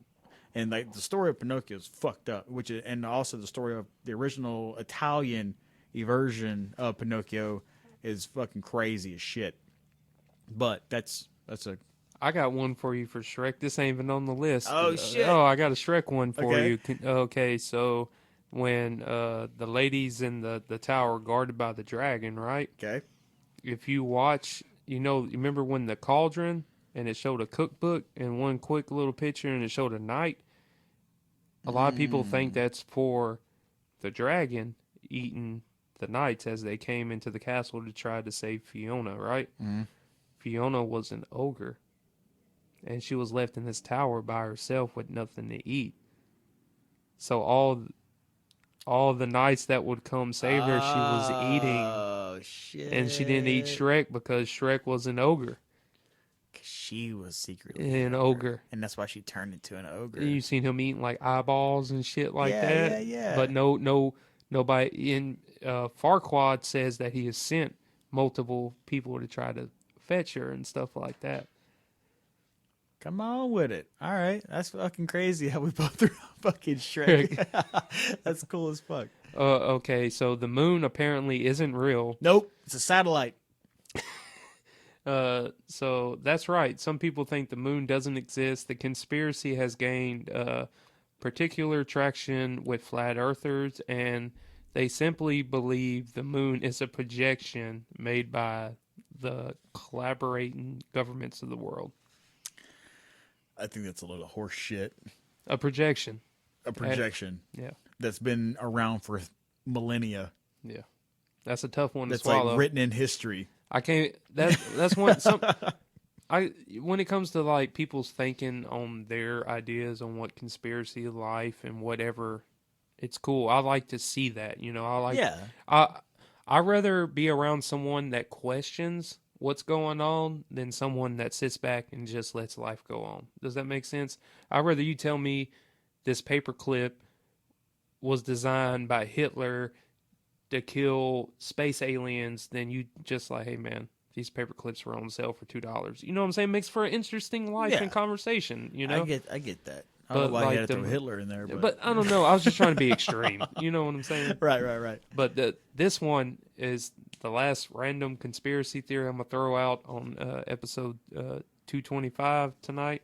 And you know who Amelia Earhart is? Amelia Earhart, yeah. She was the first female pilot to go from Europe to America, but her plane went down in the Atlantic. Yeah, so her plane went down, which is shrouded in a lot of mysteries because her aircraft disappeared in 1937. But they recently think they found it. Yes, so there's been widespread like rumors and theories and what have yous. But one of the things out there is that she ran out of fuel and crashed into the ocean. And some people think that she landed on a deserted island that she thought was like a habitable island and was eventually eaten by 3-foot-long coconut crabs that inhabited the shorelines. So there's a conspiracy theory that she got eaten by crabs. Yeah, that's a new one too. So, like, would that be like around like Bermuda? I'm guessing. but 3-foot giant. She got eaten by 3-foot giant crabs. Coconut crabs are huge. Yeah, but I don't think they're. Yeah, but carnivores. They eat. They eat coconuts. They're herbivores. Exactly. Yeah. Huh. Some people, some fucking kids. That's these days, that's it. That's all. Some people's kids. That's all the weird conspiracies I have for for this episode. I was look. I typed in Google. I was like, her poor weird soul. Conspiracy. She's at the bottom of the abyss. In Davy Jones' locker, and people think she got eaten by crabs. In other recent developments, they think they may have found her long lost fuselage in the bottom of the Atlantic, and hopefully they did, because that's a she's. I hate that one. I hate that one so bad. People are so bad. I hate that one so bad, dude. So, let's turn a little bit inward into Louisiana. Okay, I got some cool facts. You have the paper's over there, but the city of Natchitoches was formed in 1714 and is the oldest permanent settlement in the Louisiana Purchase. Opelousas is very old too. The Louisiana Purchase in 1803 was formed with 15 United States at one point in time. Arkansas, Colorado, Iowa, Oklahoma, Kansas, Louisiana, Minnesota, Missouri, Montana, Nebraska, New Mexico, North Dakota, South Dakota, Texas, and Wyoming. So at one point in time, Louisiana was the fucking shit back in the day. All right, we know about Louisiana's parishes not being called counties because of the whole French thing. There's only parishes in France, or France, I should say. But can you say that one more time? France. Louisiana has 64 parishes, and Louisiana's government body has operated between 5 different capital cities throughout history, which has been New Orleans, Donaldsonville, which I did not know that, Opelousas, I did not know that, Shreveport, and then ultimately Baton Rouge. Little some diving. Yeah. Baton Rouge was also the site of the only American Revolution battle fought outside of the original 13 colonies. What's up, history? Did not know that either. That's a little, I wouldn't say a fun fact, but that's a fucking fact. I mean, it's a fact. And there are 39 species of crawfish in Louisiana. Holy shit. 39 different species of crawfish. I didn't even know there was more than there's 2. There's a lot. But I didn't know in specifically Louisiana that there was that many, because they're all over the world. Sometimes I'll be watching the little reels on Instagram and TikTok and they'll show just different places up north, and everywhere else calls them crayfish. Yeah. And they're fucking huge in these creeks and stuff. They look like fucking lobsters. Dude. We probably just eat them. That's why they're so small. They're yeah. Well, they claim that once they get to the large size that they get tougher to peel. Yeah, because they're older. Their skeletal, just like lobsters. Their exoskeletal system is just fucking super strong. Yeah, I get that. And the bang for your buck, I think, is a field run. Actually, the cheapest crawfish to buy to eat are field run. You get more Is it field run or is it medium? It's definitely not large. Before today, I only thought there was one type of crawfish. So I learned there's 39. So anything past 1, it's new to me. Whenever we go to buy crawfish, there's field run, which is a variation of just all sizes. Then there's medium, and then there's large. Large, and people will ultimately say, oh, you get more meat from eating large. If you buy a sack of large crawfish, you're going to have the more meat for the bang of buck. Not necessarily. I think field run, you ultimately get more crawfish meat per pound than the other one. It's either field run or the medium. I could be mistaken. In the comments, let me know which is real. But it's definitely not your large run crawfish. Mercedes Superdome in New Orleans is the largest. Actually, it is the Caesars Oh yeah, that's right. It is the Caesars. It is not Mercedes anymore. The Caesar Superdome in New Orleans is the largest fixed dome structure in the world. Delta Airlines involved a crop dusting operation in Monroe. The fuck? Yep. That was random as shit. No, it's random facts about Louisiana that you would never know. Okay. Monroe native Joseph Bidenharn was the first bottler of Coca-Cola. Actually, I've been there. It's actually on the Coca-Cola museum is on Riverside in Monroe, right there beside the Ouachita River. Yep. I've been there. Monroe native Joseph Bidenharn was the first bottler of Coca-Cola. The site of the oldest and most archaeological significant North American civilizations. Oh, that's a different. Yeah, they're all like, it's just random facts. One of the the site of one of the oldest and most archaeological significant North American civilizations is Poverty Point, which is located in West Carroll Parish near Monroe, where a village among 3,500 years ago are these mounds listed to be dated.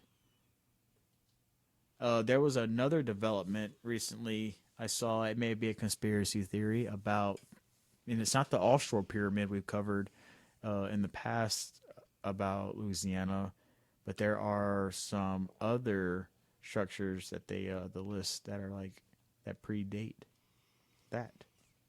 So we may have to do some research and follow up on that. Can't just go off of hearsay no more. Remember, like growing up, he was like, "Oh, my Uncle Kevin said that you can't do that no more. That like horses only lean to the left. No, what was it like? Dogs can't look up or whatever." But no, you got fucking goddamn Steven over here fucking fact checking everything on Google and going to WebMD about every sickness and fucking. You got to be correct, or you're just spreading more misinformation. Yeah, but I miss those good old days. Like, no. My dad said.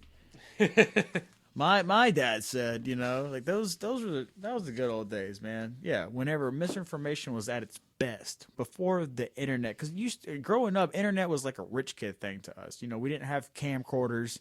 We didn't have. Did you have childhood recordings? Allison brought up a good point. Like but not brought up a good point. She has like some videos of them as kids growing up. I'm lucky to be here right now. Yeah, we were so poor. We didn't have camcorders recording Christmases and birthdays and shit. That and like internet. Well, that's like earlier when I brought up about like the dentistry and shit. You know what I'm saying? Like that's an important statement. Like I didn't, you know what I'm saying? I didn't get to go to the dentist and get my teeth checked all the time, which is no knock on like my parents because I grew up rough. You know what I'm saying? Yeah. But it's like that happened. I don't have a lot of childhood recordings, but they got a lot of recordings from me. So it's sometimes you got to be the foundation to build, but I don't have no recordings as a child. Not really. I don't either. I have I barely pictures. I have a couple of pictures. I have one picture with my grandma. I have one picture with my grandfather, and the picture with my grandfather is he's raking the yard. You know what I'm saying? And like that fucking blue jumpsuit type shit. He ain't even facing the picture, but I have that picture with him. So, but like recordings and stuff, not really. Did you ever get the Christmas gifts wrapped in funny papers? Oh yeah, you talking about like the instead of newspaper, instead of wrapping paper? Yeah, yeah. Because you could get it. You could get the only on. Well, you can get it. You get the big funnies, the color funnies on Sunday. Mm-hmm. It's actually like a 1, 2, 3, 4, 5, 6. You get 6 pages of funnies, but you get one big one and then one center one or some shit like that. Anyway, that's comic gold too. That I like. You brought it up. Now I'm thinking about like to draw something and make it funny too. That's comedy gold. Well, I think those type of comics was like a staple in like politics back in the day, and that's where like a lot of this shit like kind of stemmed from. And then it kind of ran because there was comic books, but then there was like comics. Comics were like short runs. It was like a like punchline comedy, and it was like little short illustrated bits, and it packed the punch, and that's why like you know, I have it tattooed on me. My favorite comic of all time is Calvin and Hobbes by Bill Watterson, because those fucking comics speak volumes to like household families and bad fucking kids, and also just like the innocence of kids as well, because it's not all about Calvin being a fucking bad little shit of a kid all the time. It's also about his mom and dad like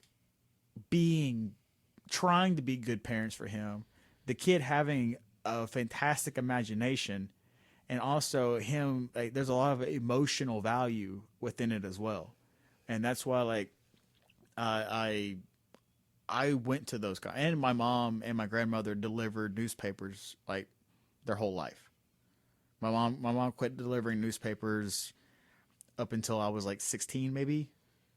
And so newspaper was like a big thing.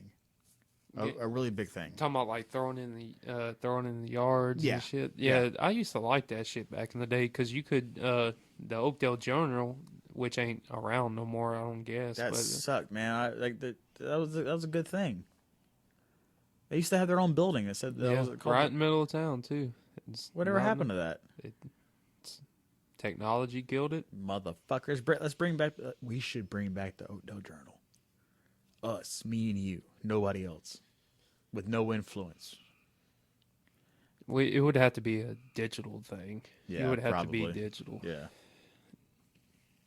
Shit, this has been a fucking show. We're fucking probably at about closing in on 2 hours. We have we're on our third recording. we have gone on and off the curb. We've had mishaps. We've had technical difficulties, bad beer, and good beer. And I'm glad that I decided to go with the bad before the good. Yeah, that was a very, very good choice. I sucked down that raspberry. It's a pretty good beer. There was another beer there. I had taken a picture of. I wanted to tell you what it was, but it was so fucking expensive that I did not buy it, because I was like, you know what? I could buy other beer for the price of this motherfucker here. Right here. It is called Blue Buns. It is a sour ale with blueberries, cinnamon, vanilla, and pecans. It was like $20 for a fucking 4-pack. I'm like, God there's damn, no they could have fucking... kept that. Yeah, I'm not buying that shit. Like, I love more than anything a good craft beer. But you gotta understand if you have to fucking sell it for that, it either is really fucking good, or you're trying to get rid of fucking stock. Like, as a consumer, I just can't, like, you know how much beer I can buy with $20? That's $5 a beer. Yeah. For a 12? No, yeah, for 4 12 ounces, yeah. $5 for a 12, yeah, that's too much. Which bar prices, yeah, that's normal, but as like at home prices, no. I mean, if I see it again, I may do it once I come home. I picked these up at Hocus Pocus in Lake Charles, which is good. They have good wares there. But I saw that, I'm like, you know what? I kind of want to get it for the show, but I kind of want to talk shit about it, because that's $20 for 4 12-ounce beers. Well, I'm glad you didn't, because... But I found Chandelure out of Gulfport, Mexico, and they never let me down with a beer. Still, Gulfport, Mississippi. Yeah. Oh, what'd I say? Gulfport, Mexico. I'm still trying to get Mexico out of my system. I just got back from Mexico, and it's kind of hard. Yeah, it's fucking difficult. Hey, let's go ahead and wrap this hoe up and dive in some words of wisdom. All right. I want to touch back on something I said at the beginning of the episode about wearing masks. What is it? Read the room. If you don't know what that means, look it up. Because if you can't, like there's a lot of kids that can read the room better than most fucking adults that I fucking know. And it's about situational awareness. Know your set and setting. Know how to be. because if you don't know how to acclimate to your surroundings, then you're ultimately going to be an outlier. Don't let yourself be an outlier. It's up to, like, some people think that they are never in control of a situation. I like to think that I'm in control of every situation just because I'm going to put my influence on the situation. And since the people that are in the situation around me, they're not expecting me to do something, I'm going to go ahead and do that. So that, me, is like self-brought inclusion. Read the room. Be a part. Don't exclude yourself. I guess my words of wisdom is take time to enjoy all your small accomplishments. Even though that it seems like you're in an uphill battle, but take everything that you do as an accomplishment. If you wake up in the morning and you make it to work on time, that's a small achievement. Be proud of yourself. Or if, I don't know, if you have an extra $5 in your bank account and you put it towards your savings, even though it's $5, at least you're making progress to yourself in your future. So always respect and understand that you're doing the right thing, and the small things will lead up to big things, and always keep going. Right on. I kind of want to reiterate that about reading the room. Reading the room is, like I said, situational awareness. Reading the room means sometimes don't include yourself. It's, being aware, self-aware, conscientious. I was talking about a more positive note. Yeah. But reading the room also, ties in with, you don't have to do anything you don't want to do. You don't have to be anybody you don't want to be. Be the person you want to be. But be aware of where you are and where you put yourself. Shit. Just, yeah. So, you get it, you got it, you good. You going, so we have one more. We have a twofer this week. Oh, hot dog. Yeah, we do have a twofer. An artist, a group out of Arizona. Yes, sir. Straight out of fucking Phoenix. And this song is fast and heavy, and it's gonna hit you strong and then end. So, all right. So we got GNUMB, spelled GNUMB, straight out of Phoenix. Phoenix hardcore beatdown right here, established last year.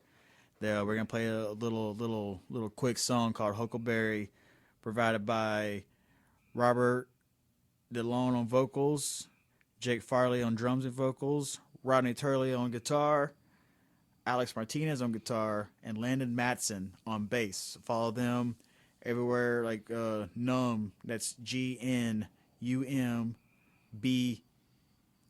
Instagram. So look up GNUMB Band. And if you want some good hardcore, some good throwdown, your boys bring it. And shout out Gavin Plaisance for hooking me up with these guys. And looking forward to hear more from them. And hope to have more music from them on the show soon.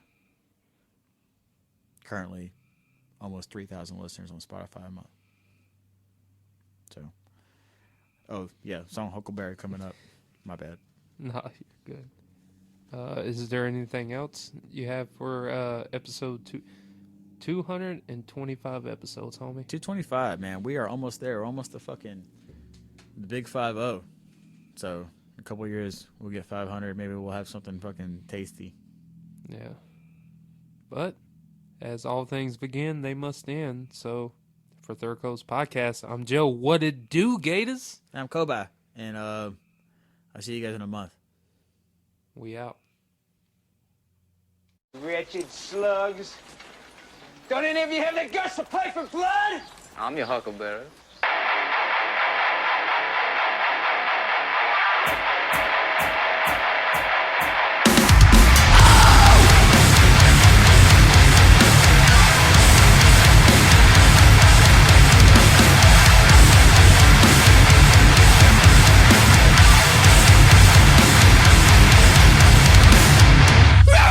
Hardcore, you fucking bitch!